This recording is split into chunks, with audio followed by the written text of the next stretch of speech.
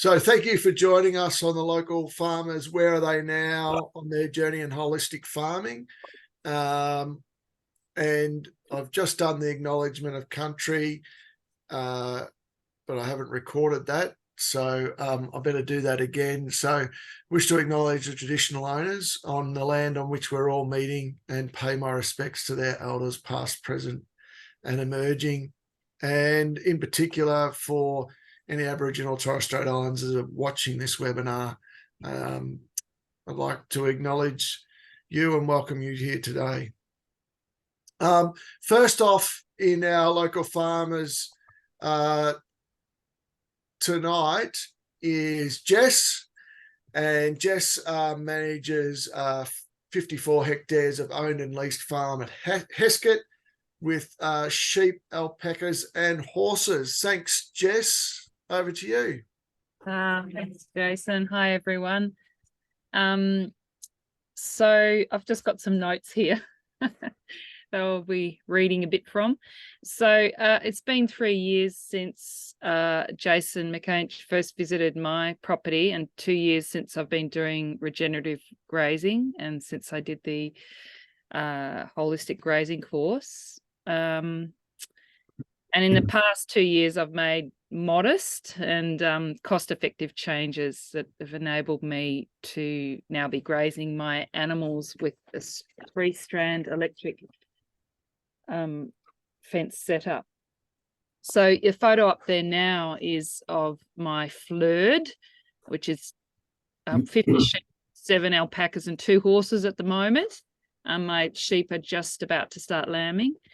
A flurd is what Jason told me, which was it's an acronym from the word flock, as in a flock of sheep, and a herd of horses or alpacas. So flock, herd, flurd.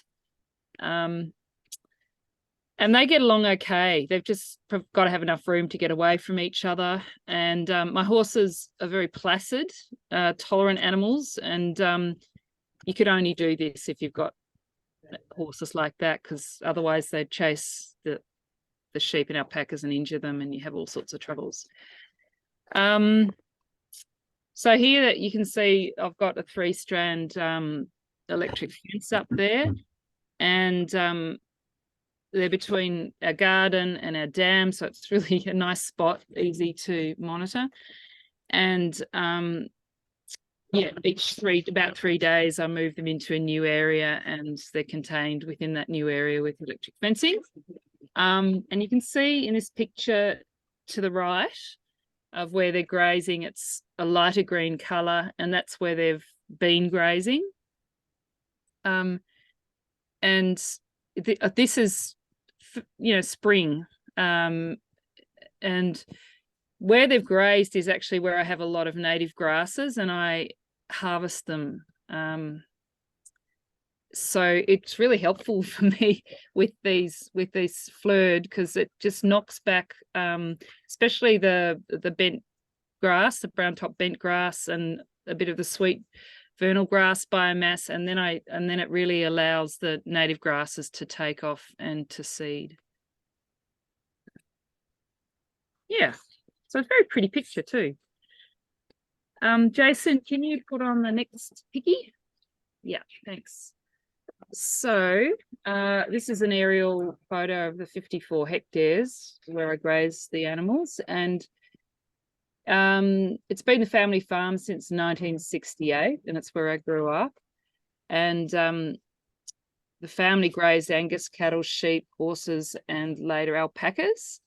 And I was pretty lucky because my family they just manage a property with a real awareness of biodiversity, native biodiversity and water systems, and were fairly minimal inputs on the paddocks and no cultivation that I can remember. The farm's north facing, and you can see approximately a third of it on the left-hand side of that slide is bush. And there's a creek running through it.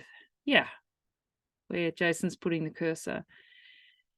It's got a 100-metre altitude change from north to south, and it backs up against bushland, which connects to Mount Macedon Regional Park. And the land management before 1968 was grazing, mainly with some cropping and paddock cultivation. But yeah, there's two titles there, and they're completely different in slope and aspect and soil and land use and grassland species. And it's the northern block that I now own. Yeah, that one. And it wasn't cleared till the 1930s. And just because it was steeper, less fertile, it wasn't cultivated to the 1950s.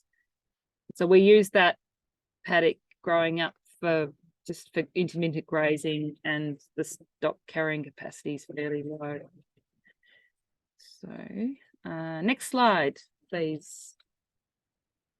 Yeah. So the top block, which is the most northerly and a lower elevation, we assumed ownership of that in 2010. And I had 9 years just managing that block and getting to know it on my own terms. And then 3 years ago, my mum sold the family farm, which is this more southerly one. Yep. And that's a lot more fertile, and it's just got better, well, not better, but a higher carrying capacity for stock. So it's been good to have that now available for the last 3 years, and it's just meant that I can slowly increase my sheep numbers. So the block in the north is steepish north-facing slopes with a diversity of remnant native grass and herb species where it hasn't been ploughed and sown before. And I manage the sheep for meat production. And on a small scale, I harvest and sell weeping grass, like native grasses, weeping grass and kangaroo grass.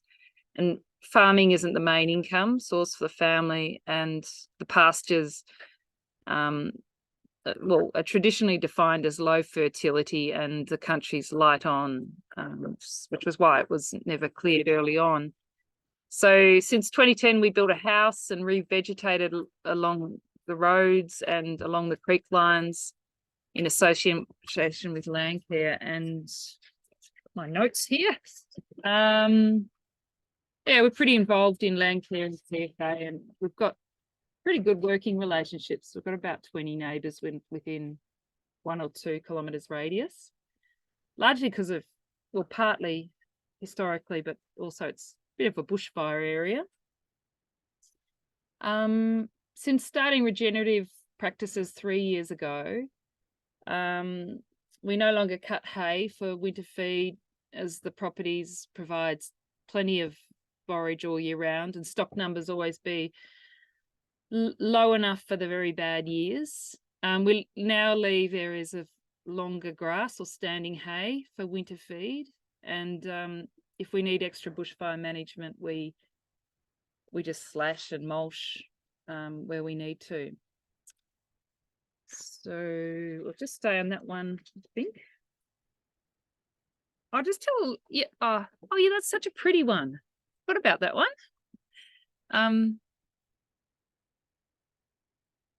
Yeah, this is again on my property, late spring.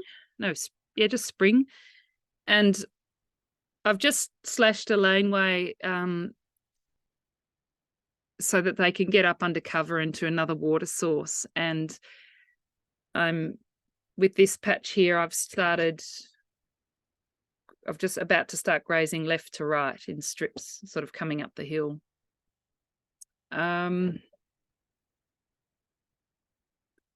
The other thing is that I'll just keep reading my notes. My background, I'm a botanist originally, and so I was pretty excited to be looking after the native grasslands. There's some pretty nice stuff there. And also I started harvesting it. So I was keen to protect and enhance that resource. And I noticed how the set stocking was in the big paddocks meant that the native species were being selectively overgrazed and certain areas not grazed at all. And they really don't like the bent grass. And that was, in all the previously cultivated areas. When I met Jason, the regenerative grazing philosophy immediately resonated and kind of bridged that divide for me between native grass conservation and protection and just grazing farming practices. So we've had limited funds for infrastructure development, and so I've just progressed slowly and steadily, and just gained much from visiting other properties and talking to other people who are doing similar things, similar grazing regimes. So it's been 3 years. So the first year it was just like thinking and talking about it and planning how to put in the infrastructure. It was frustrating in the first year because I sort of wanted to get started, but in retrospect, it just helped me to be really observant and make decisions that's the best for my capabilities or our capabilities and the land and stock capabilities. So the second year was great because I was lucky my sister needed to adjust horses on my property. And so I had someone to experiment with moving the horses every 3 days. And we just, horses and cattle, it's a lot easier because you only just need the one electric fence strand, whereas in this picture you can see you need the 3. We did the holistic grazing course together and put in new water points for troughs. My husband helped with that. It was just basically game changing to have someone to work with and experiment and just discuss things with, and especially because it's the family land, so we've sort of each had 50 years of grazing and management and experience on the land. So the past year has been my 3rd year, and it's when I started grazing with these 3 strands. And then the next year, I'll just expand the areas that I am grazing on the properties with, and just expand it more into grazing into the summer and winter months. Because at the moment, I'm just doing it in summer and autumn, because that's what I can manage. I was just, can you go back to the property? Yeah, that one. So yeah, I'm really lucky with the paddocks. There's got a range of paddocks and shelter. Range of paddock sizes and shelter. Can get pretty wild where we are. So I've got 5 big paddocks, which I use for in both properties for winter shelter and feed, and like if I want to go away on holidays, I can. I've got 2 big ones on my northern block, and they're the ones I use for bushfire protection and shelter, because it's a bit away from the bush and radiant heat, and just they're large and undulating and enough vegetation copses for the animals to run and get away and shelter from fire fronts. And it's just, yeah, it's a concern for us. We had the 83 fires, which is a long time ago, but you never know. I've got, and then a range of paddocks, like a dedicated lambing paddock where they all are now near the sheds. And I'm lucky because I got 10 small paddocks, which are terrific for just moving the grazing through. And that's where I've noticed the greatest changes since I've been doing regenerative grazing. Yeah,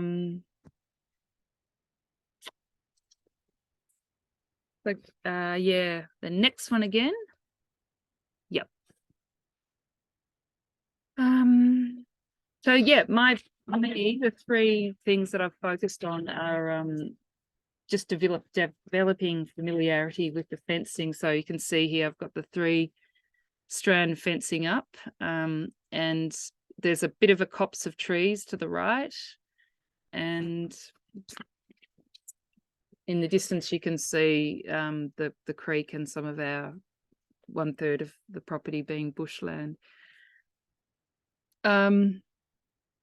Yeah, so the 3 realms I focused on is just developing familiarity with the fencing and increasing the number of watering points for the mobile watering troughs, and planting just for increased stock shelter. So this is a similar shot to the previous one, but they've just grazed it down. They've had about 3 days. This was actually last year, and it took a long time for the grass to get going last year because it's been such a wet year and a cool year. Projects for the year ahead are number one, getting better at handling this mobile Kiwi Tech mobile electric fencing unit. And I've got a unit on my quad bike, but I haven't quite mastered it. I'm still using it easier to use a backpack, a sort of shoulder harness unit. Second thing is just putting in more water pipe risers for the troughs. And after, in the long term, when I've experimented a lot with the fence configurations, I'll probably put the pipes in permanently if I need to. And then the third thing is just increasing the plantings so that the stock have shelter and shade. And I did trial using a movable shed. My mum designed and built these sled sheds. They're fantastic. They're big, and you can pull them along with the 4-wheel drive or the tractor. But it's just a bit laborious and to move, and it's actually not big enough for 60 plus stock. So the longer term plan is just to plant more low flammability groves of trees and shrubs. Last year I had a field day on this property with David Shiel. He's a bushfire researcher from Federation Uni, and he was great because just suggesting and explaining how to plant, the planting configurations and the species to plant on my property. Yeah, so Jason asked me to answer a couple of questions in particular. I think we're going okay for time, aren't we, Jason? Just about finish up time. Okay. Yep. The 2 questions were how hard was moving the sheep fencing, and how have the grazing animals enhanced biodiversity? So the first is the sheep fencing. The stock are really great and they respect it. It does take time to set up. I do it sort of probably set it up for a fortnight, and it might take a couple of hours if I have to slash the grass to put in the fencing. But then every 3 days, it probably takes 20 minutes to move the fencing. I think it'll get easier when I've got it fully worked out on the quad bike. And but it's actually 20 minutes at the moment, 3 days, every 3 days, isn't it? It's kind of nice, pleasurable time. And the animals are always excited to move onto the fresh grass, which is really fun to see.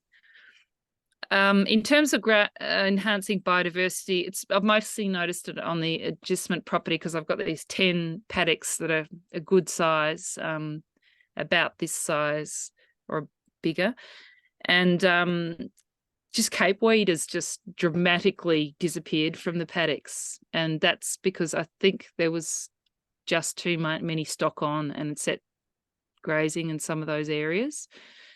And so the different grazings just, and it's just changed. And also in some areas, the clover's decreased because it's also, instead of a clover monoculture in some areas, it's allowing more diversity of species coming back in. On my property, it's still a bit early because I've only been doing it this year and we've done 2 passes. But as I mentioned earlier, I've noticed how the native species they really thrive in certain conditions at certain times. And also I do have some issues with kangaroos, so just fencing and various other things. We'll see how we go. The animals eat the different grasses, and it's particularly good in spring for horses. They have trouble with the spring grass, and so grazing them together helps stops them gorging themselves on the sweet stuff, basically. So yeah, I guess so far so good. Yeah, I guess they're my baby steps. Thanks, Jess. That's terrific. And if anyone's got any questions I'd really like to ask, otherwise we'll go on to Bree. And Krista's just giving you a suggestion in there. Oh, thanks, Krista. Do you know anyone in Newham Landcare Group, Jess? Oh, you bet. I do lots of projects with them. So Exactly. we'll see. Thanks.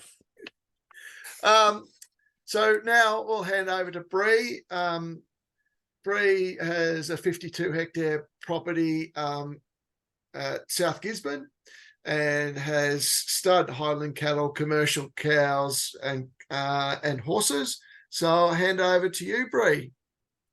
Thanks, Jason. Hi, everyone. So yeah, as Jason mentioned, we've got about 130 acres. And where we started was very much set stocked.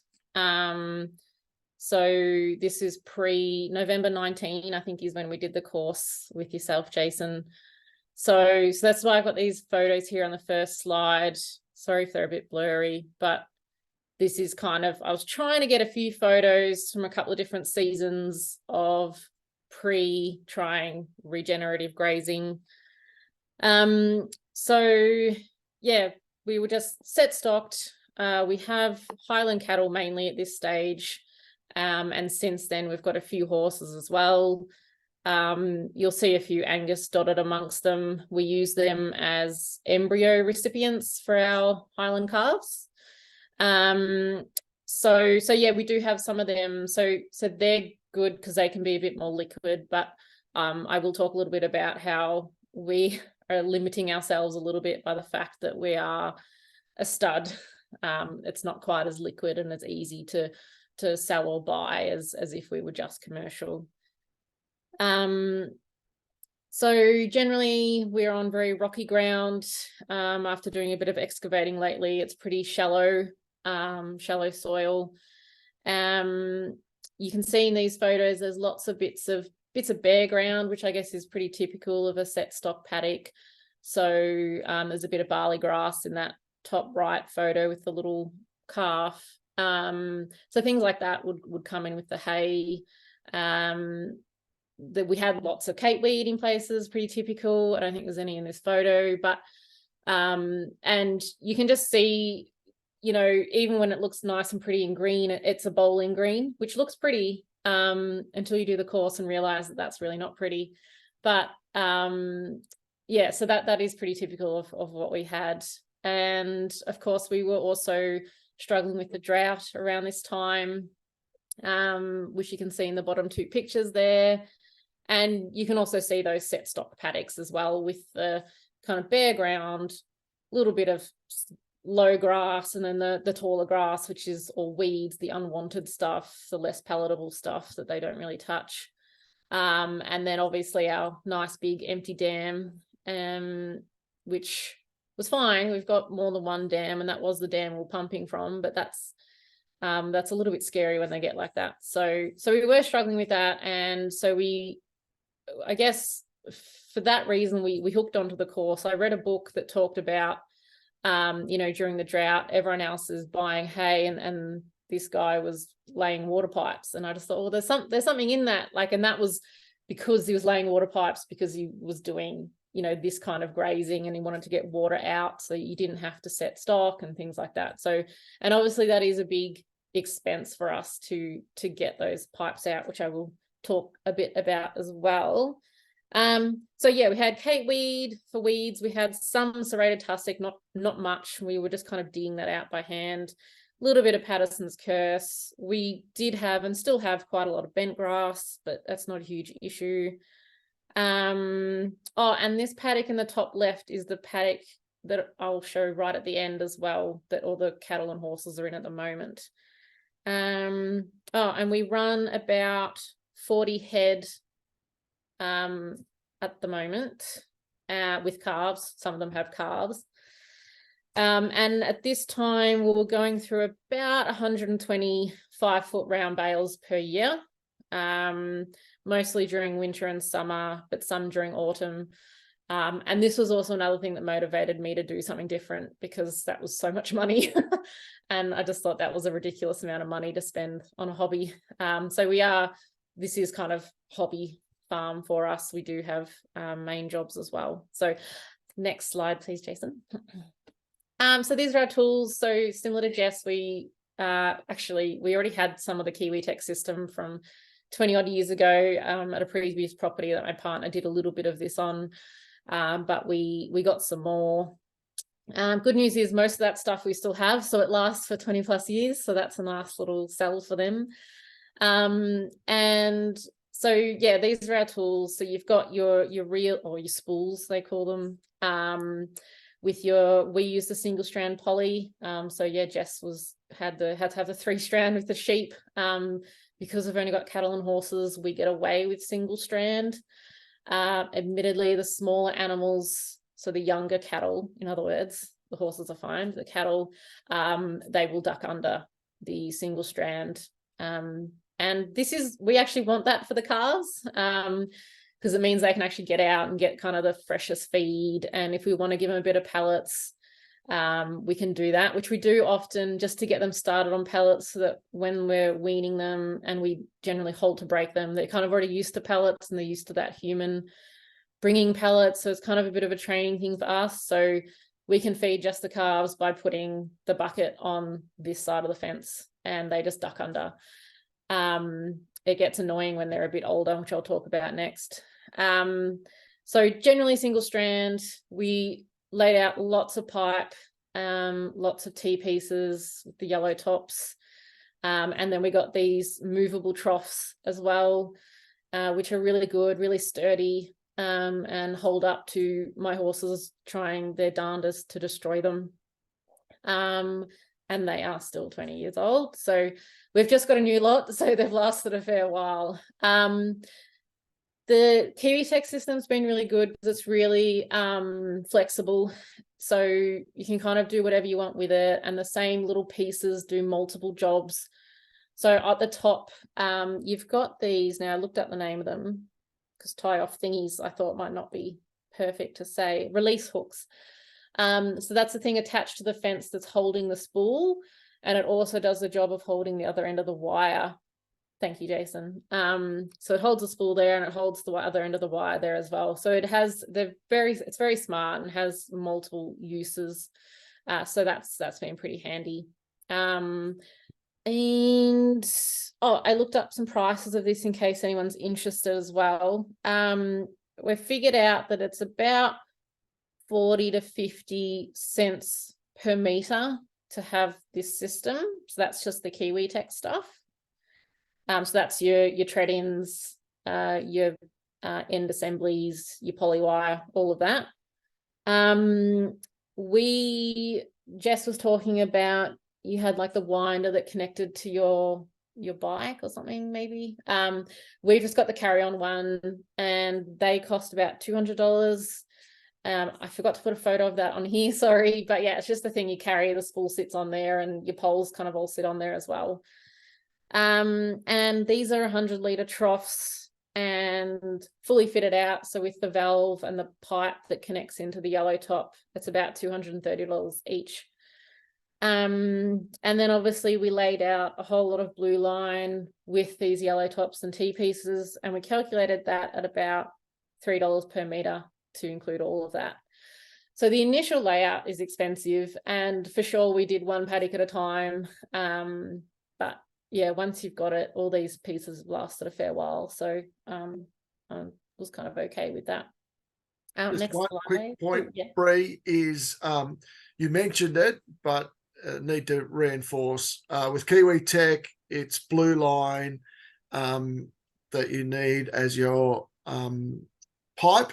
You can't use agricultural green line because it's a different diameter. So the blue line pipe is higher pressure, higher cost. which you have to use with the Kiwi Tech system, simply because the diameter of the pipe is slightly different. One's 25 mil on the inside and one's 25 mil on the outside, and vice versa. So just a point for young players. Thanks, Jason. You can go to the next slide.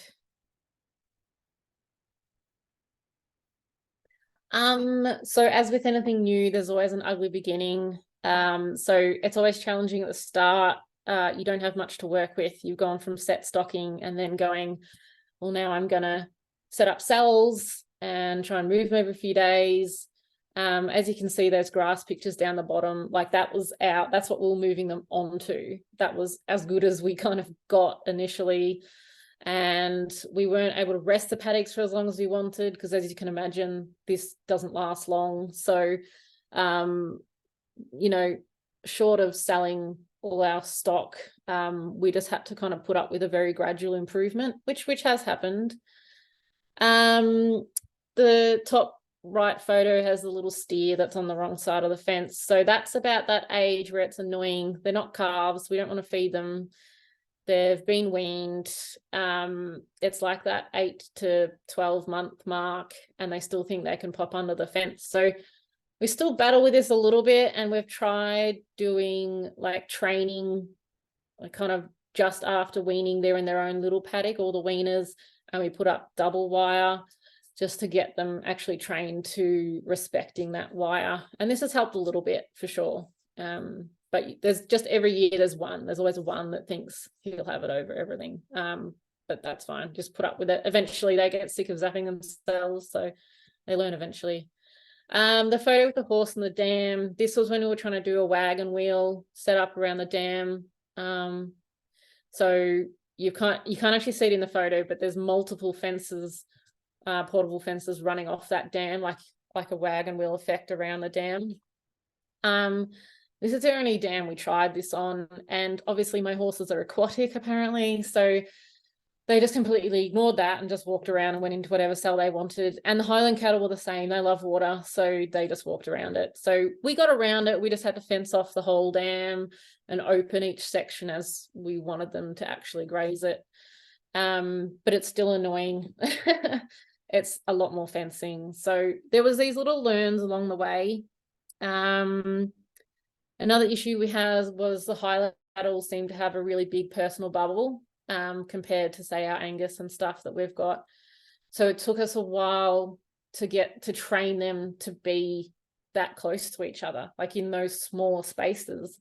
They didn't like it. They're fine now, totally fine now. Like they seem to cope better, but if you put them in a paddock, they really spread out, unlike the Angus, who seem to really group together a lot more. So that was just a bit of training. We tried the cattle and horses together. We've gone away from that.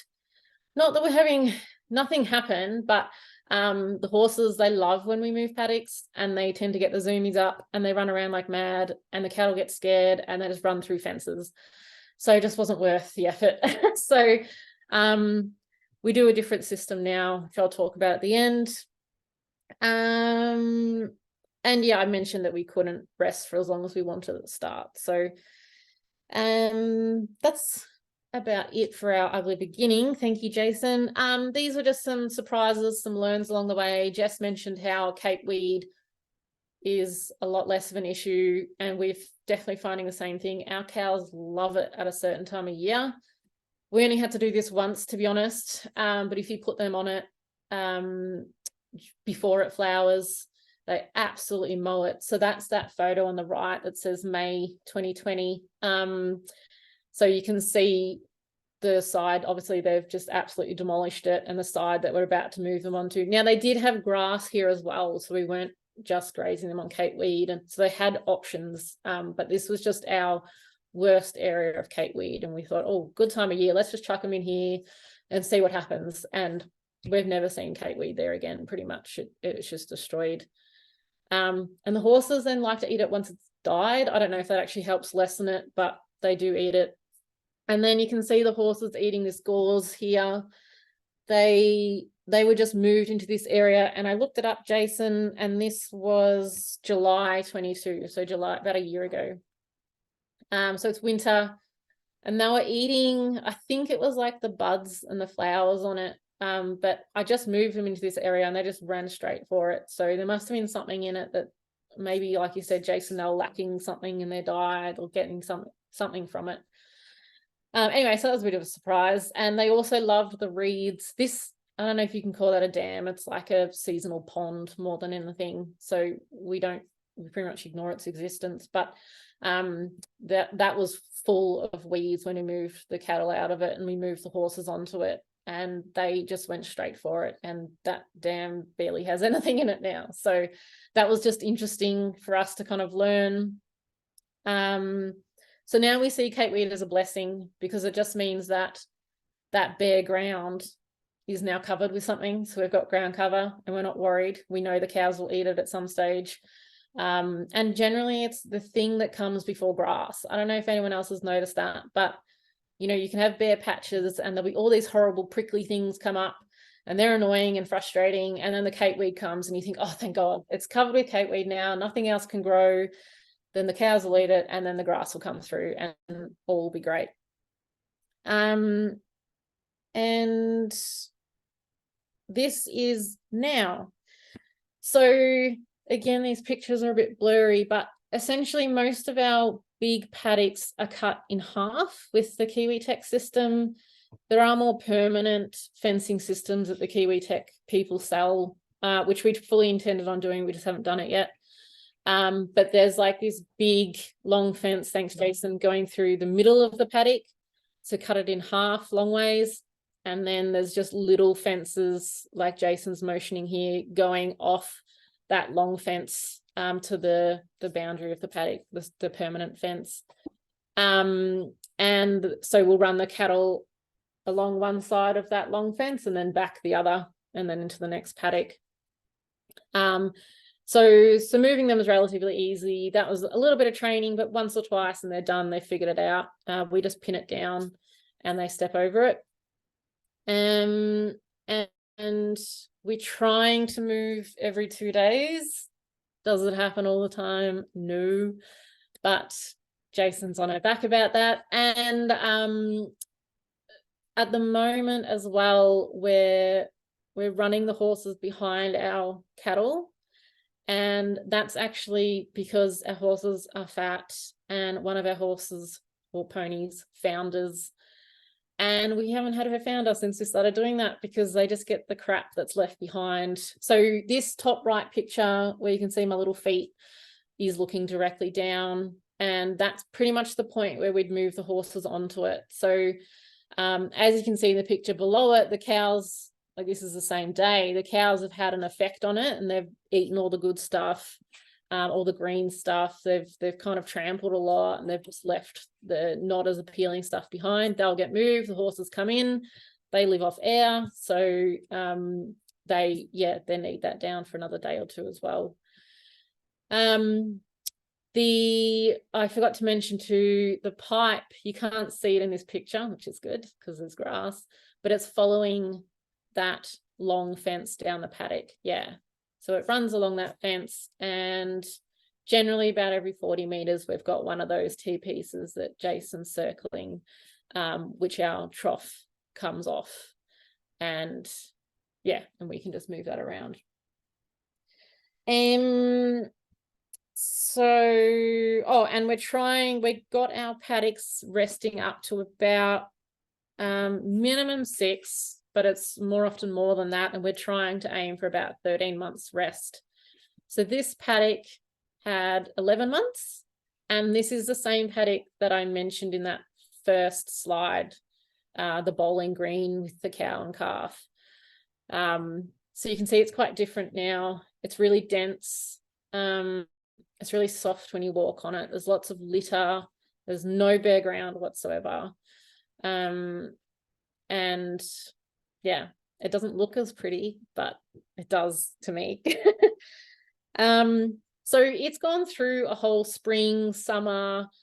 I think you were calling a standing hay. So that's why it just looks a bit rough But that will all just get flattened and trampled and disappear, and hopefully feed the soil for the next lot of grass, whatever doesn't get eaten. So then, oh, can you go to the next slide, Jason? So this was, again, the same day I was running around taking photos.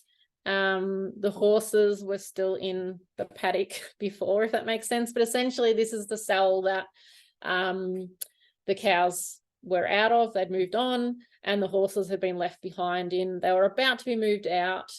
So you can see there's lots of poop.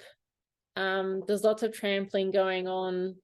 We maybe ran this one a bit too hard. We just got our timing a little bit off. And having a day free to set up a whole new paddock can take a bit of time. In that bottom right corner, there's one of the polywire is running just in front of those horses. So you can see the greenery on this side of it. So this side of it was eaten a few weeks ago. So we've already got a little bit of regrowth. So that's why we do that, I guess, the cell grazing, just so that they're not going back and eating any of that regrowth. So we've always got a back fence that follows them, essentially. Yeah, so this is essentially what our paddocks look like after it's been eaten.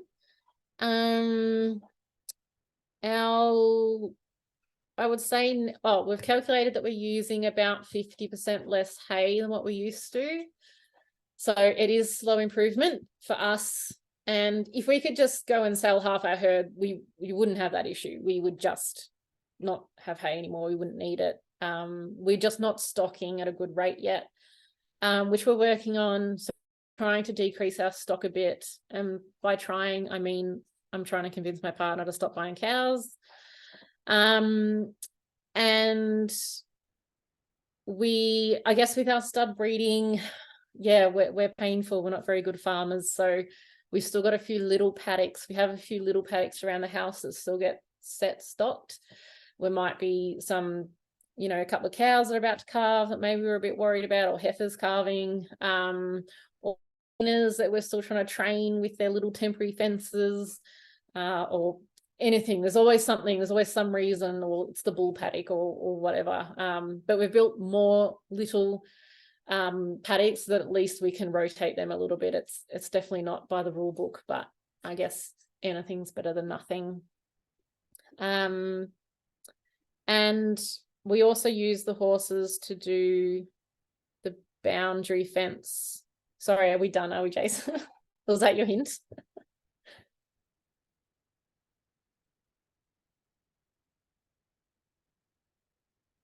Oh, just the last slide, and I can finish.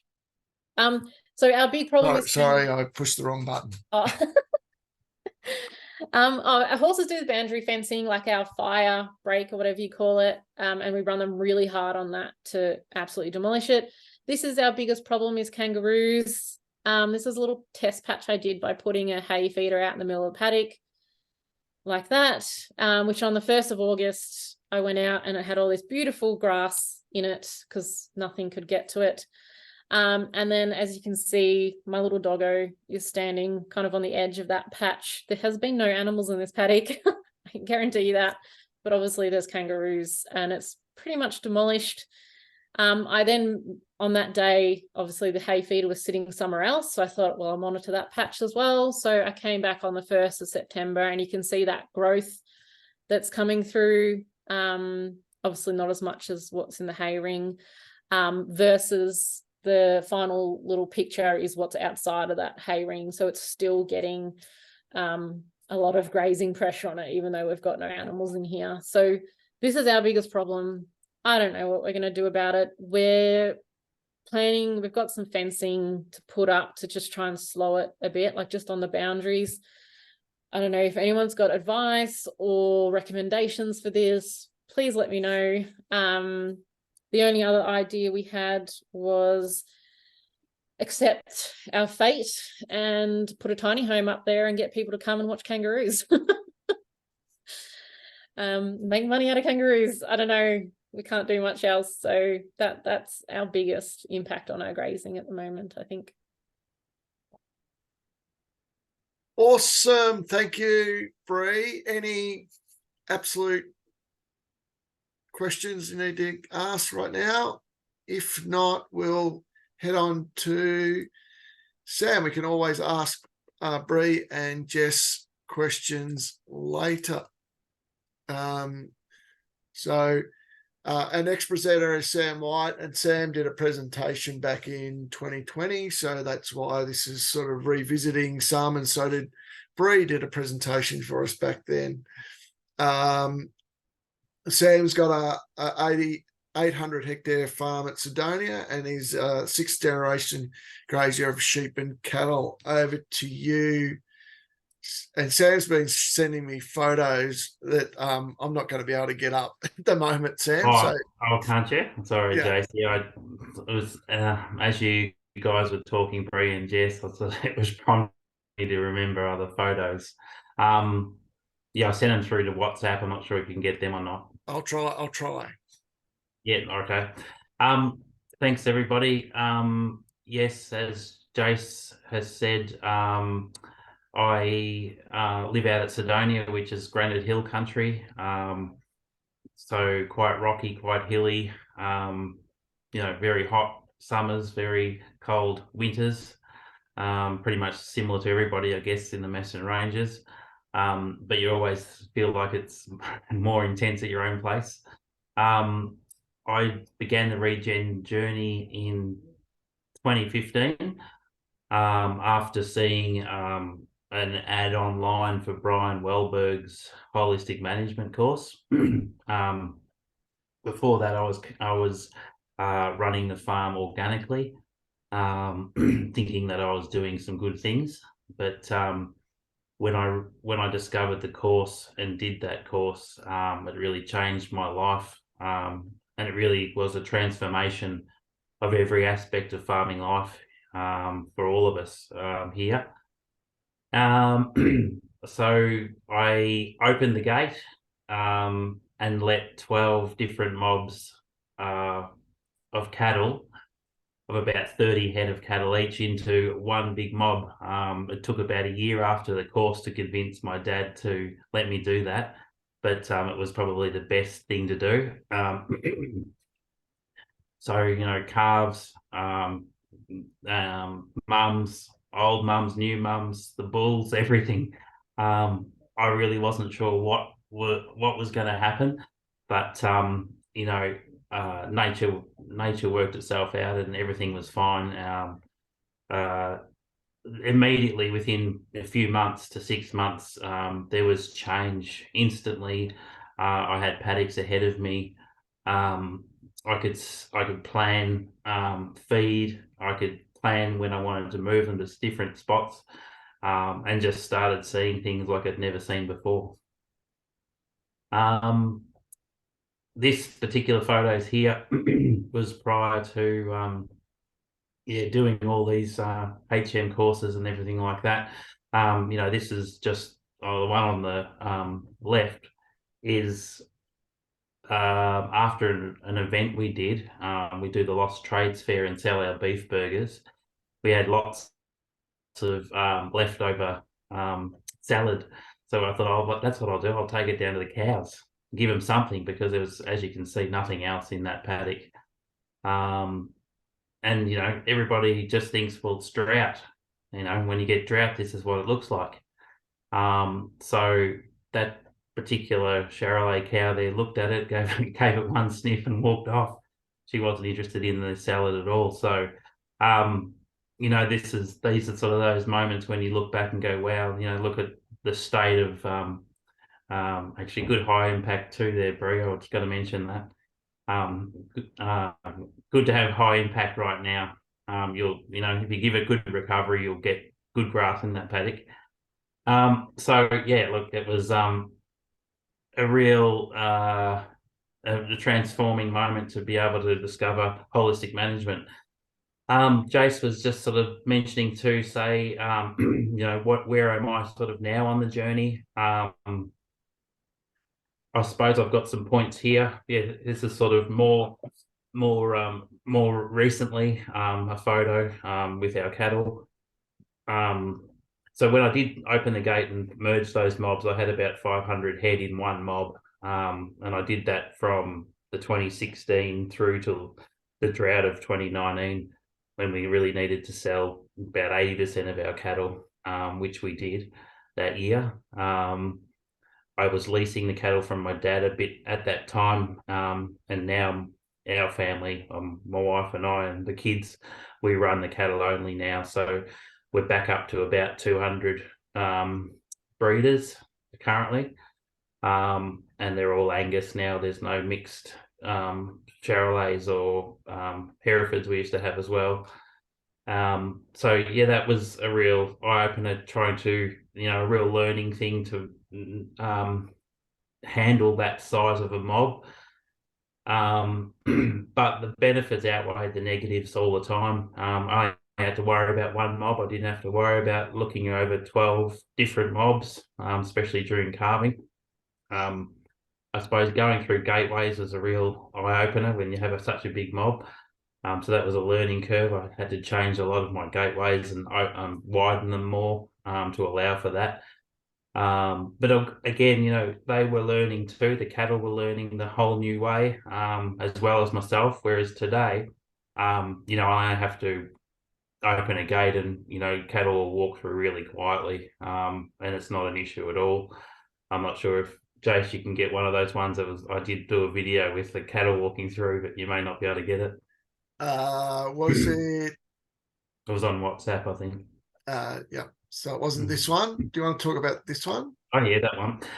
So look, the steps forward from my point of view is this one of the video is currently, this time of year, August, or just before the growing season.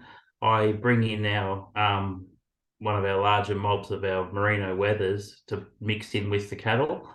And this is to get higher impact on the paddocks over the growing period. So we're into the growing period from sort of now on. And one take home that I've got is that I wasn't hitting this time of year hard enough. And by the end of the sort of October, November period, everything was sort of going to vegetative state and not in that in the reproductive state, not vegetative state. And then it'll dry out, and you just got big long grass, and it's not really any good for the stock. So bringing in the sheep with the cattle, it really was interesting, because they'll eat differently, they'll act differently around grazing. They sort of work the paddock differently, and nothing ever gets to just sit. I know sheep can sit in a corner and sort of bear it out, whereas the cattle will keep them on the move. So when they're up the top of the hill and the cattle are down the bottom, they don't stay there, because the cattle want to come up and have that too. And then they push the sheep down to the bottom, where they may not normally have gone to if you just had sheep alone. So it works really well.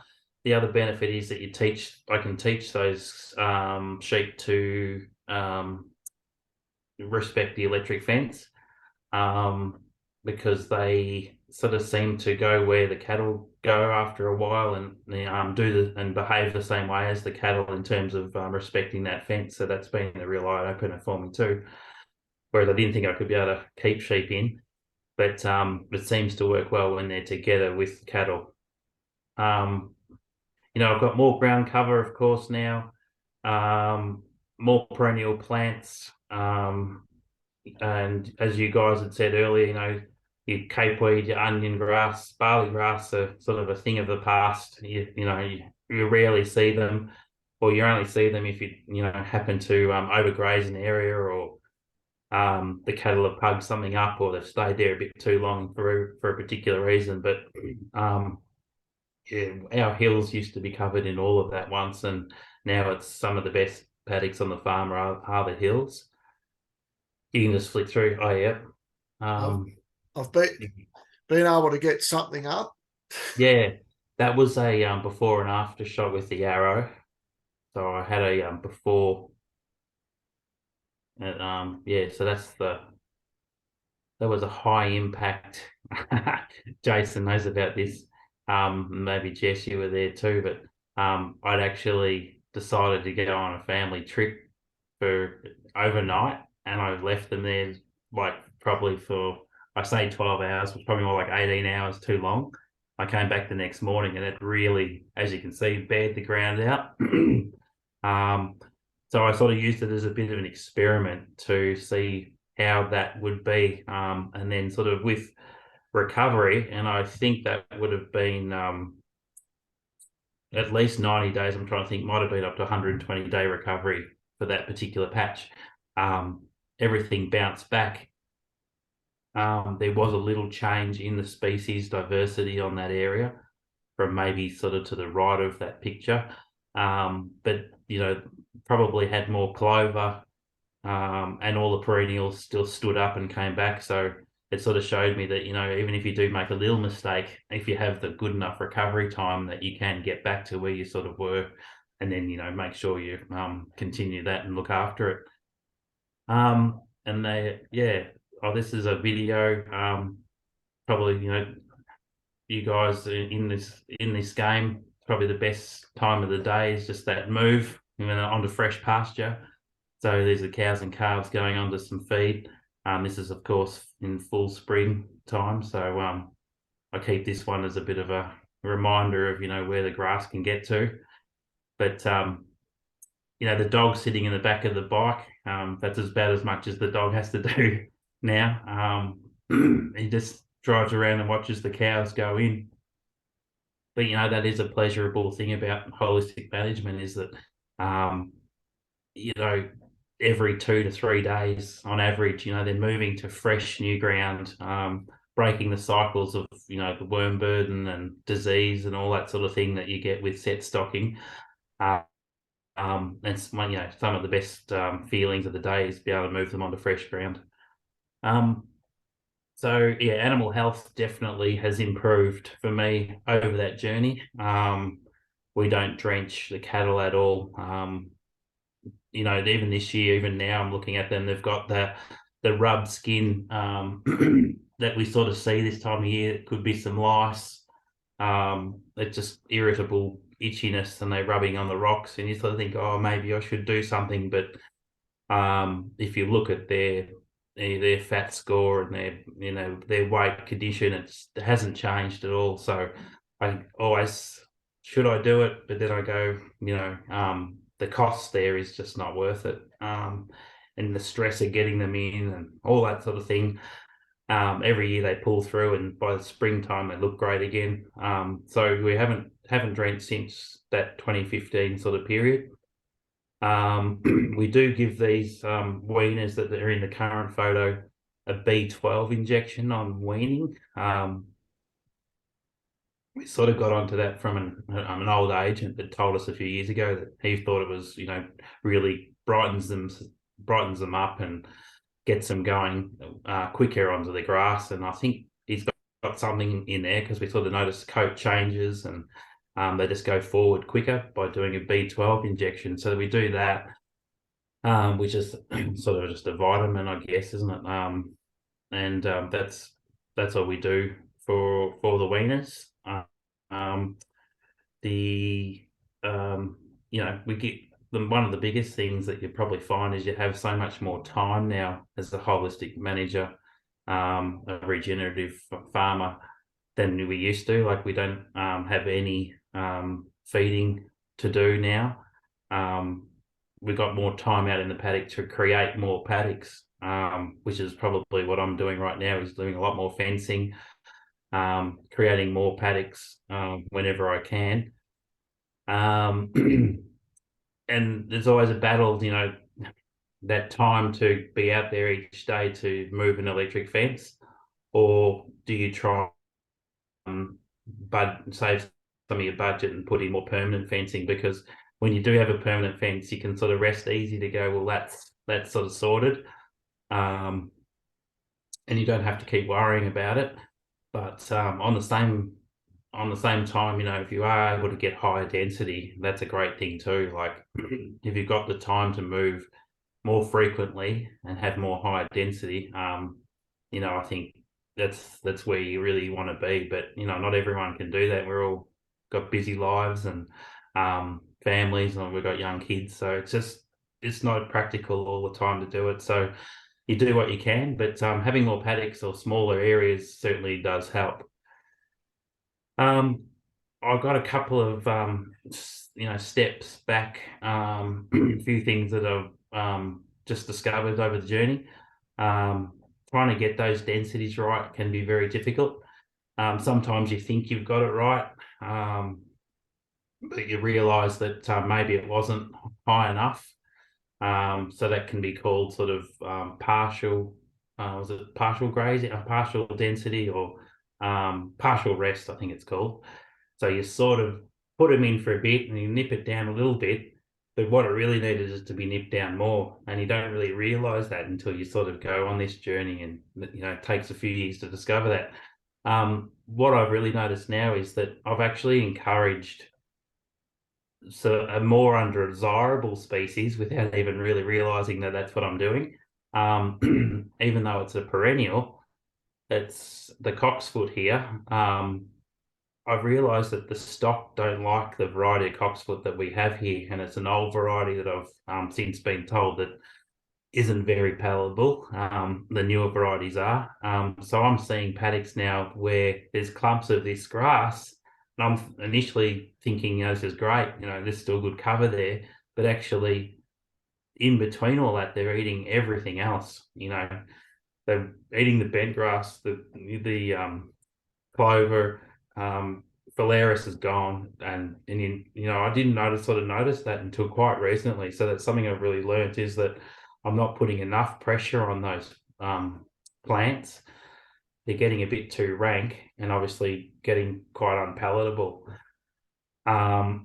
So this year I've made the decision to really hit things much harder where there is a dominance of the cocksfoot.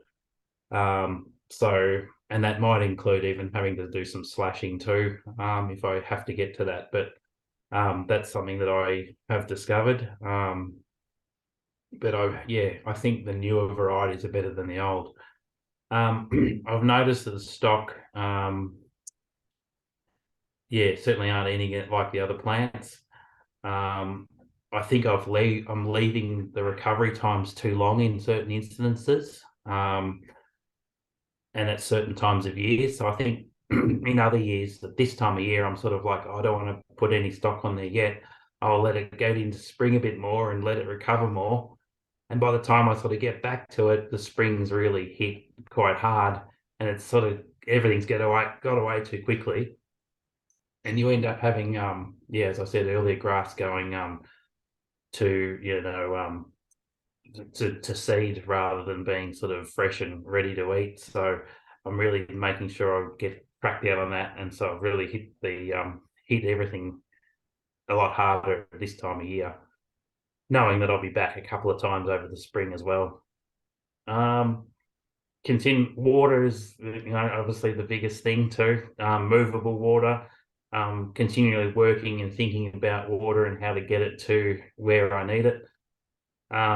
It's challenging, sort of using existing paddocks that we've sort of had for forever, and existing pipelines. So we're lucky to have gravity-fed systems here, from the aspect, and but sort of movable, or do you just do stationary, like have a new paddock and then put a concrete trough in? Every situation is different. Every paddock sort of is different. So we've got some movable water paddocks and we've got some stationary water paddocks. Certainly cost and time is a factor in all of that.